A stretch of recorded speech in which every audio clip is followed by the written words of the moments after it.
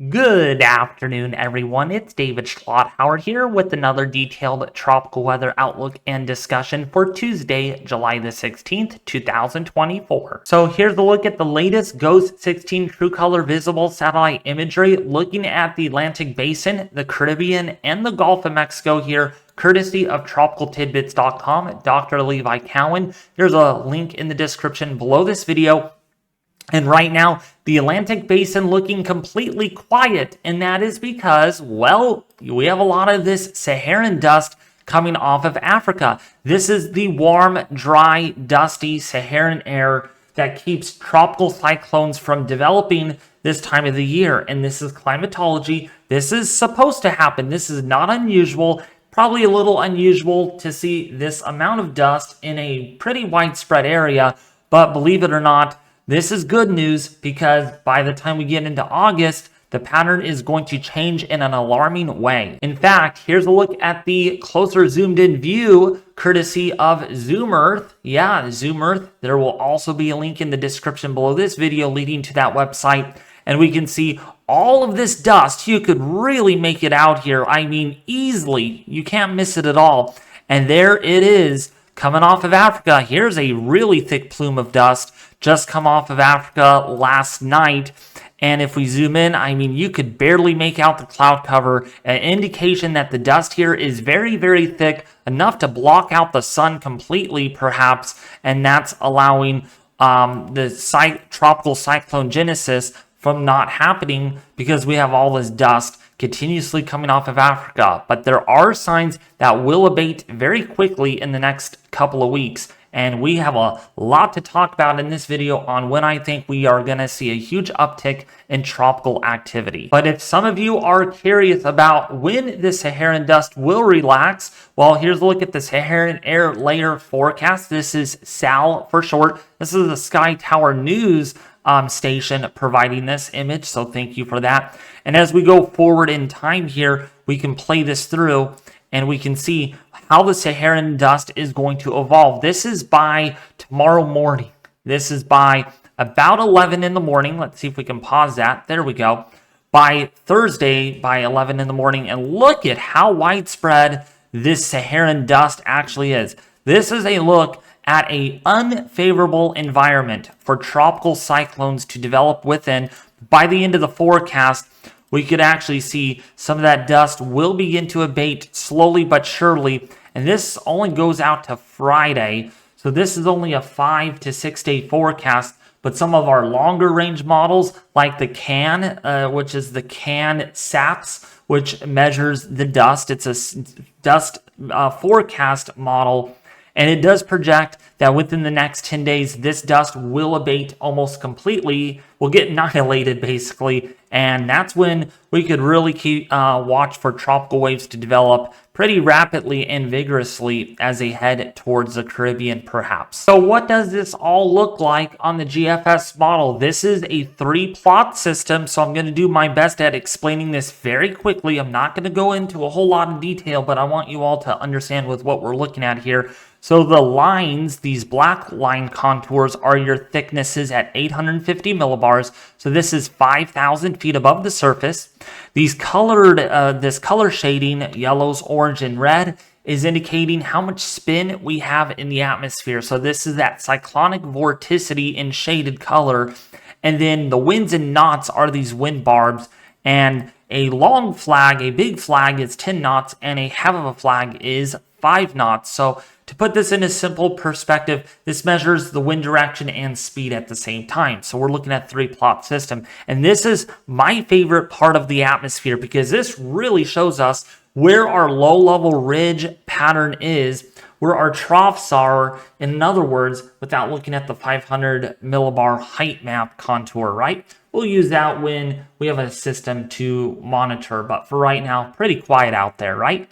So going forward in time here, we can see in the next 3 days, we don't have a whole lot going on. However, we're going to really have to keep an eye on Africa. Okay, we have some big, vigorous tropical wave activity that is getting ready to develop. And I'll show you why that is in a second.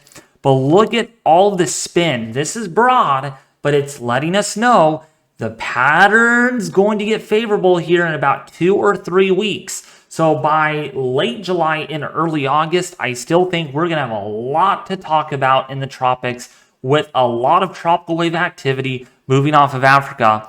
And that's basically kind of the seed lean, okay? Seed lean, like, you put a seed in soil, and does it grow or does it not, right? So it's going to be interesting on what these seed lean tropical waves are going to do. Does the moisture feed them with juice and these develop, or does the Saharan dust kill these waves? We should see when we get forward in time. But look at what all happens here. Here comes another one off of Africa. These are not likely to develop into anything significant. The background state not favorable through at least the 20th and the 25th of July. But after that, we're really going to have to watch. Here comes another one, more low latitude in nature. Another wave here, and then maybe another one previously moving off of Africa there that might try to do something. And then look at this bad boy up here. Really strong tropical wave that has 30 to 50 knot winds on it. So yeah, that's a big one. Big boy coming off of Africa, and we will have to wait and see. And do I rarely go out this far in time? That's because there's really nothing to be concerned about. At least, don't put a lot of impetus into my prediction here. At least possibly through the 30th or the 31st of July. But we all know what the GFS model could have its sleeve up to, right? Sneaky development, these sneaky waves, things change in the atmosphere, and we see this in very little time. What we saw with Beryl, we thought, Beryl may not do much. Spaghetti-O. Just kidding. 3 days later, we have a tropical depression. So sometimes you just can't look at models very far out and expect, oh, it's dead. All right, good thing it's dead, because that's kind of an understatement, especially by the time we go into early August. So now, looking ahead here, I mean, on the European model, even look at that. Nice, good tropical wave. Look at these westerly winds, these winds kind of curling back here. It's a signature when you get trade winds above that. We get a lot of spin throughout this area within the intertropical convergence zone.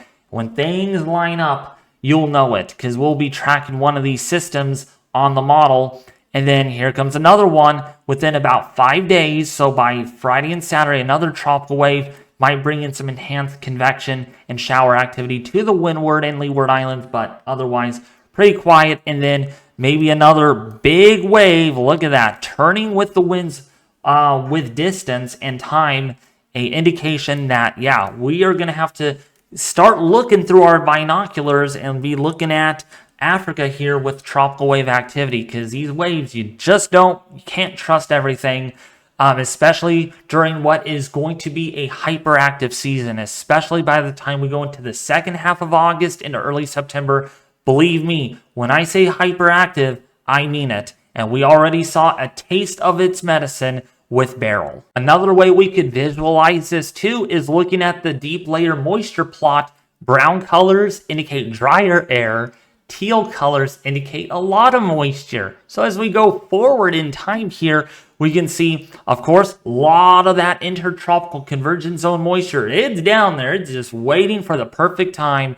And then by the time we go to the end of the forecast model here, you can really see this West African monsoon jet, or what we call the EAJ, East African jet, or West African jet. There's many ways you can pronounce that, but another way to look at this is the deep layer flow really amplifies coming out of the easterly direction. You get anticyclonic motion in the deep layer of the atmosphere, especially at around 30 degrees north in latitude. And when you get divergent flow aloft in the troposphere, that's what we're seeing here.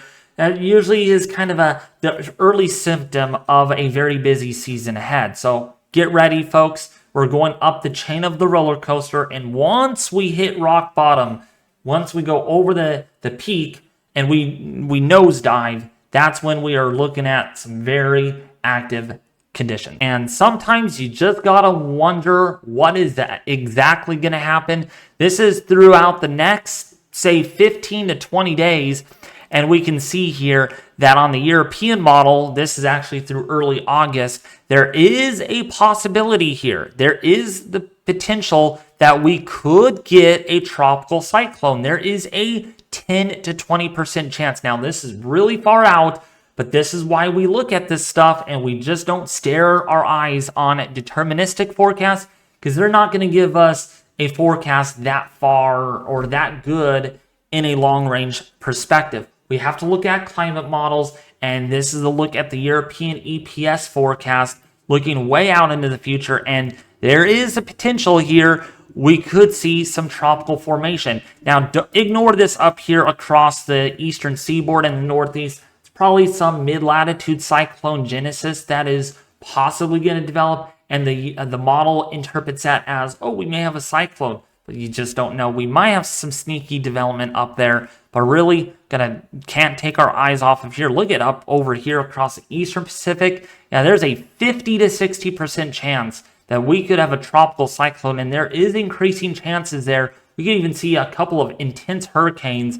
Yeah, something that you don't normally see during a La Nina. Just imagining when that favorable environment gets into the Atlantic, look out. Now, the best of all of this is we get to look at this from the Climate Prediction Center. The forecaster here, don't want to read his name because it's a very long name and I don't know how to pronounce the names properly, so sorry about that.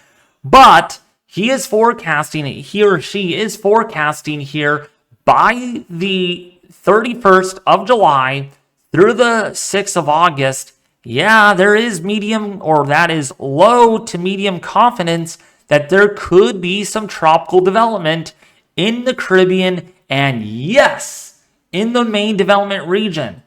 That is important. What did I just show you on the GFS model? Those aggressive, intense tropical waves coming off of Africa. That's a symptom of what we might have to watch for once we go into late July and early August. And precipitation chances here, slightly above average chances here in the deep tropics of the Gulf of Mexico and in the Caribbean. Yeah, this is the beginnings, folks, of a very busy season ahead. And when we add a lot of upper ocean heat content to the mix, things could spiral out of control very quickly. Here's a look at that. And basically, this is a measurement of how much heat is being stored in the oceans of the Caribbean, in the main development region, and in the Gulf of Mexico. Simply to put it, the higher the number here, the more heat is being stored in the oceans of the deep tropics here, needed for tropical cyclones. So imagine we saw what happened with Beryl because it moved over and took full advantage of very favorable upper level conditions, right? The atmosphere component was very cooperative with Beryl, and we know what happened. Became a 175 mile an hour hurricane very quickly in the Eastern Caribbean. I'm telling you, folks, this is very, very alarming. These numbers, yeah, this is very high. Anywhere between 120 to as high as 160. That is almost off the charts here for this time of the year. And another way we could visualize this is by looking at the University of Miami, Florida with their upper ocean heat content product. This is a really detailed view of what we're seeing actually right now in real time, taking away the averages that we just showed you just previously. And I'll tell you, I don't like hyping things up. I'm not here to cause fear or mongering or anything. If you guys want to say I'm hyping up this, go for it. But you all need to be afraid of this. This is serious, serious business here with upper ocean heat content nearly off the charts. Yeah, almost 175 in mid-July. We're 2 months away from the peak of the ocean surface heating that could ever occur. And we're already seeing these numbers that typically rival that of mid-September. We're still at 2 months ahead of schedule, folks, with these sea surface temperature anomalies. And I'm telling you, you all need to be afraid of this. This is serious business. So looking at the ECMWF EPS control, this is the velocity potential anomaly here. So this is another way to visualize, is there upward motion? Is there downward motion? What parts of the atmosphere across the deep tropics are deemed unfavorable? And so when we look at this, I'm going to go through this fairly quickly, so make sure you're putting your listening ears on here. So this is a Mercator projection. So the area that I'm really interested in looking at is this part of the Atlantic here. So from, say, 0 degrees, west, north, whatever, the 0 coordinates there, all the way looking towards, say, the Gulf of Mexico. We can see the browner or the redder colors here indicate sinking motion. So we know for a fact the Atlantic not going to really be conducive at all for any tropical development at least through the 25th or the 27th of July. We know that for a fact based on what we're seeing here. But look what comes on after that.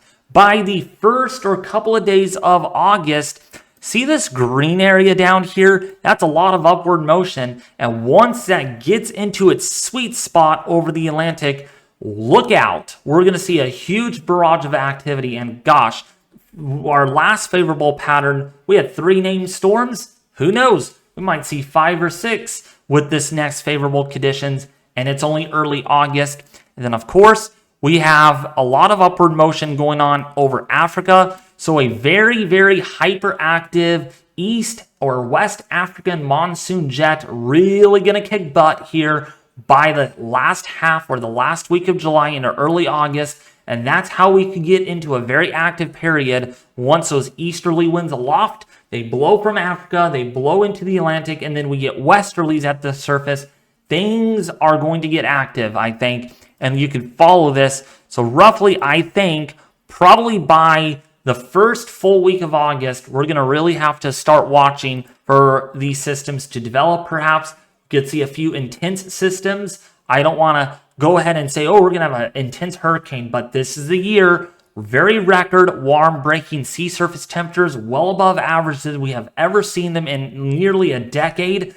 And I'm telling you, things are there for a hyperactive, dangerous hurricane season ahead. Now, before I do close out the video, folks, I really do want to make it clear to you all here. I'm not doing this to scare you all, to hype up things.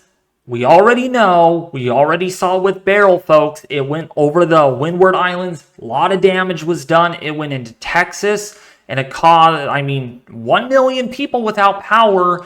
Not as much now. We still have 700,000 to 800,000 people without power from Beryl, and that was only a Category 1.